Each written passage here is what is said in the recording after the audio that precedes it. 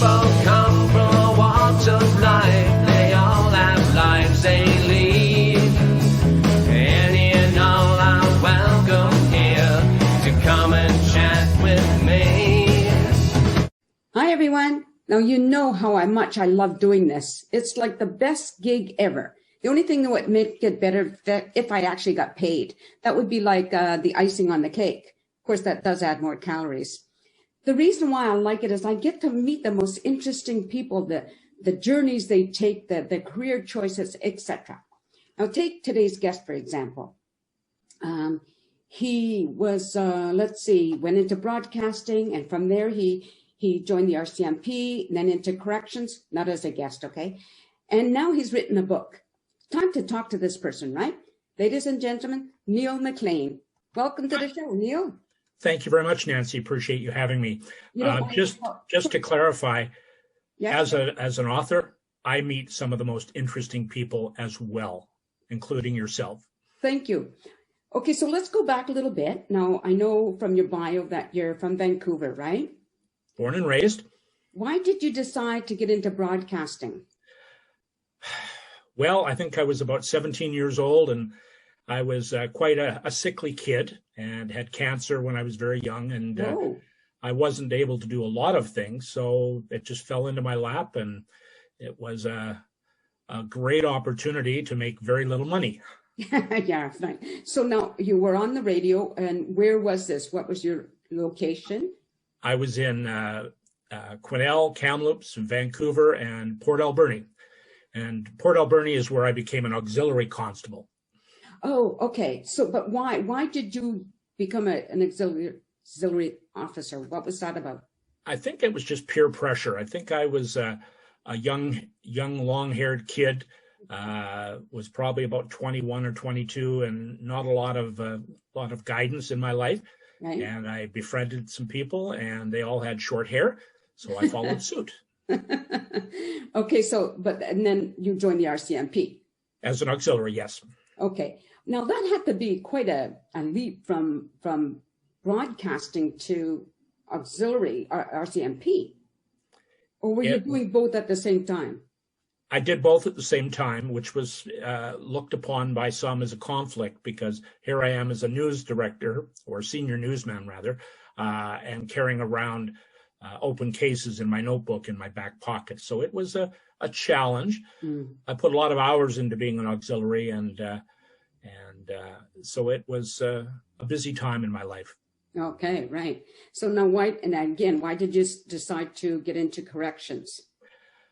Well, I left broadcasting because of the money, and I drove armored car in Vancouver, and they were looking for correctional people, and I joined up. Were you a guard? I was a correctional officer, yes. 1988 is when I started at Kent. That must have been really fascinating. Now, the reason why I wanted you on the show, as you know, is to talk about your book, right? Do you have a hard copy handy that you can just put out so people can see it? Sure, it's right behind me on the screen, but it's also right there. Okay, Beyond the Gates of Hell, the Untold Stories. The Untold Stories. So, okay, now, when did you write this book? Well, it's probably about 2 years ago I started writing. When I retired from corrections in 2014 with PTSD, post-traumatic stress disorder, my therapist thought it was a great idea to write some notes down about some of the more traumatic events I've been involved in. And those notes that were scribbled on paper turned into a manuscript and later into 2 books. So it was kind of an unexpected accident, my journey of writing. So what is it about? It says the Untold Stories. Now, what stories are you telling? Okay.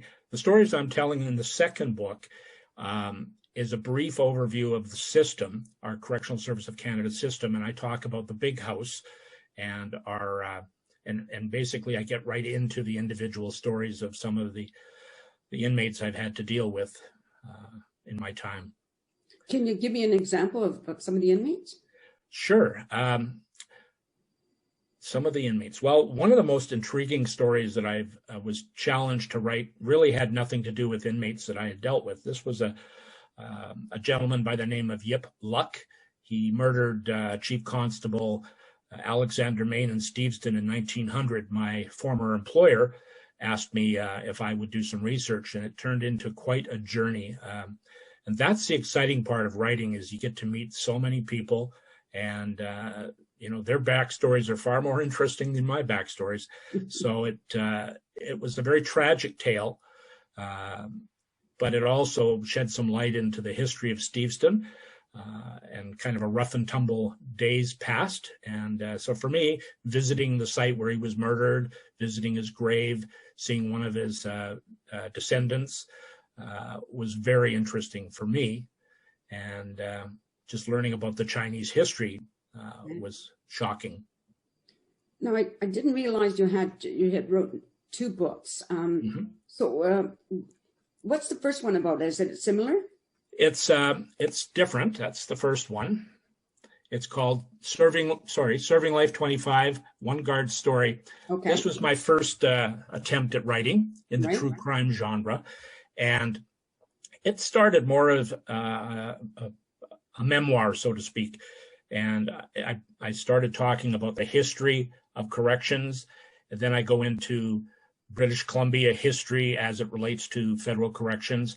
And I talk about the BC Pen, talk about the tragic killing of Mary Steinhauser, the BC Pen Cemetery, which is still there, and then the closing of the the closing of the pen, and the opening of Kent Institution, and then my introduction in 1988, where I started my crazy career.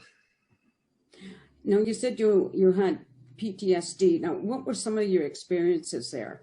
Oh, my goodness. My experiences are no different than anybody else's experiences in law enforcement. It involves 3 riots, taken hostage in one of them. Oh, my goodness. And seeing one too many dead bodies. It's a very tragic environment, and a lot of people aren't aware that we have such a tragic environment in their community. So it's been interesting and challenging. I would think so, yeah. Have you ever come across somebody who was proven to be innocent that had spent many years in jail? Absolutely. Ivan Henry, who was famous for being accused. He was wrongfully accused and did 26 years and 10 months in prison. Mm-hmm. And I worked with him at Mountain. And, some of us are very jaded in our thinking about inmates, but in the time that I knew Ivan, he never caused me any trouble. And they say that looking at somebody's past can sometimes dictate their future. And he was always polite to me. He was wrongfully accused, and he was let out of prison in 2009, I believe. Right. And we've been friends ever since. Oh, that's nice. Coffees and lunches, and yeah. Yeah, that's nice. I'm just wondering, did you ever become close to anyone that was maybe a murderer, whatever they did, whatever horrendous crime they did? Doesn't mean they're not humans, right? Do you ever get close to anyone like that? Well, you always try to maintain that they are human, but sometimes the tragic tales are very hard to take. Yeah. The very first story in my second book talks about Jay Handel, and he killed his 6 children. And I've dealt with him in my unit, and it was very difficult. He presented as very polite, but very troubled. Right. And you look at that and you say, how do you fix that? I don't have the tools to fix that. So he does his time, and yeah, a lot of tragedy. Is there any help for anybody in the prisons that you served for the prisoners? Counseling or whatever? I think there's a wide range of services available. How effective they are, but all we can do is what we can do. So we have all kinds of sexual offender programs. We have anger control programs and all kinds. We have counseling. We have the ministry. We have just all kinds of things to help them. But it's really up to them. Right. Yeah. But again, I come back to my story. How do you fix somebody who went up to somebody and shot them point blank in the head? Yeah. I don't think it can happen all that often. Also, drugs feature into just about every case I've ever dealt with, or a very bad upbringing. So I imagine you've seen some prisoners like get parole and then come back. sometimes it's a revolving door for some people. Yeah. One of the transgendered inmates in my book did 33 years in prison, and she didn't stand a chance. She got out into the community and lasted a few months and got hooked up with some drugs, back in again. She got back out. She was out for 6 months or so, and she went back in because of drugs. So drugs are a huge problem. I was just wondering about that. Now, do you have an opinion about whether people get imprisoned for drugs? Do you think that's a reason that they should be imprisoned? Well, unfortunately, drugs can lead to other problems. People steal when they don't have the money for drugs. So I think it's an all-consuming problem that there is no fix. I get asked a lot of times, is it natives? Is it white people? Is it rich? Is it poor? It's a myriad of different problems.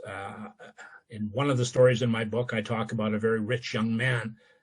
His family was rich, and he killed his grandmother and his mother. He had everything going for him. And then I've had some very, very poor inmates who've gone out on the street and done very well. So I really can't put my finger on it. Yeah. But there's certainly a lot of dynamics in our organization. I mean, even normal people on the outside have trouble dealing with some of the problems of today. So we just see the extremes. Yeah, I agree with you. Absolutely. You hear about it all the time of people with money getting into drugs just as well as the people without the money. Yeah. Right? Yeah. And the only difference I would think is the people with the money don't end up having to steal for their. Well, that's it. And, my sister told me a long time ago, money doesn't buy happiness. Well, in some respects it does, because you can pay the hydro bill and you can pay the rent and you can pay the food.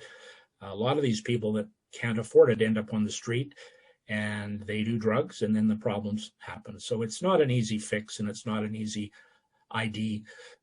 Right. And we have basic programs. Now, you mentioned that, was it a therapist that suggested you write or you use your notes? Did that help you? For me, it did, absolutely. Some people can't talk about it. Mm-hmm.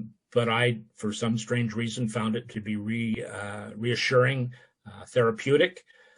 It also opened up a lot of doors to talk to people where I wouldn't normally be given that invitation, like people like yourself.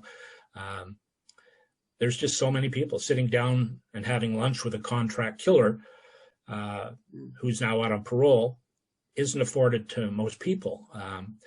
Meeting some of the victims, the families of the people killed, is a very honorable path that I have been given an opportunity to travel down. And I've grown very fond of some of these people, and very, very sad. They all share the same anger and frustration, and they can't seem to let go. Yeah, I can't imagine it, so I don't know how I would feel. I've never experienced that type of thing. Yeah. I would think if somebody that I love was murdered, it would be, well, I don't know. I mean, I would like to think that I would forgive, but I don't know if I could. It's hard to say, right? Well, and I agree. It's really easy to sit here and say that people should, but again, I've never lost a loved one either. But it's interesting. Some of the victims' families I've spoken to, and I've been very pleased with the research I've done in both of the books, but this one, the latest one especially, where I've met so many people and they've given me their little piece of the pie and a trust to get the story right. So there's a lot of detail in my stories that aren't normally in the newspapers.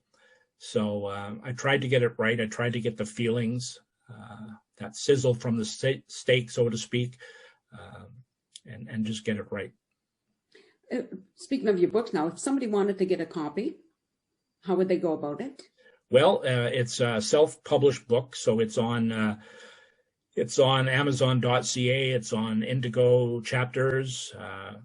You can order it at the kiosk at Kohl's or Chapters. You can pick one up at the Shoppers Drug Mart in Agassiz, or you can pick it up at Mountain View Harley in Chilliwack. Oh, really? Oh, yeah. Oh, okay. there's been a lot of community support for me, and very generous businesses that just want to help a local author. So it's in the stores, and it just makes it a little bit easier for people to pick it up if they want it. Okay, so I'm just going to get you again to repeat both names of both books. Okay, Serving Life 25, One Guard Story is my first book, and that came out in 2017. And that's more of a, there's also funny stories in it. There's talk of the helicopter escape. There's talk of the box escape, the famous box escape. So there's a lot more interesting stories. I won't say a lot more, but a lot more that I was there for, and also my journey. And the second book, Beyond the Gates of Hell, The Untold Stories, is more about inmates, a true crime story of most of the inmates I've dealt with. Right. Now, I believe you have a website as well, right? Yeah, servinglife25.com, and it covers both books. And also you're on Facebook if anybody wants to contact you that way. Would that be okay? Absolutely. I'm all over Facebook. I'm on LinkedIn. I'm on Twitter, everywhere. Everywhere. And this show will air also in those places. So, yeah, so I think we're just about out of time. Is there anything else you want to add before we finish off? No, I just appreciate the opportunity to speak with, to reach out to the readers. I've absolutely enjoyed meeting all the people, and I just hope I got the stories right. It was a responsibility I took very seriously and tried to get it right and tried to tell the emotional side. As I say, a lot of these people become my friends. I talk with them, and that's about it. I'm glad to hear that. I really am. Okay, well, just stay there while I just address the audience, okay? Okay. All right, everybody, I hope you enjoyed meeting Neil Maclean, and I hope you purchase his books. I think they would be fascinating. I have to get one copy of each one. And I hope to see you next time. In the meantime, peace out, everyone.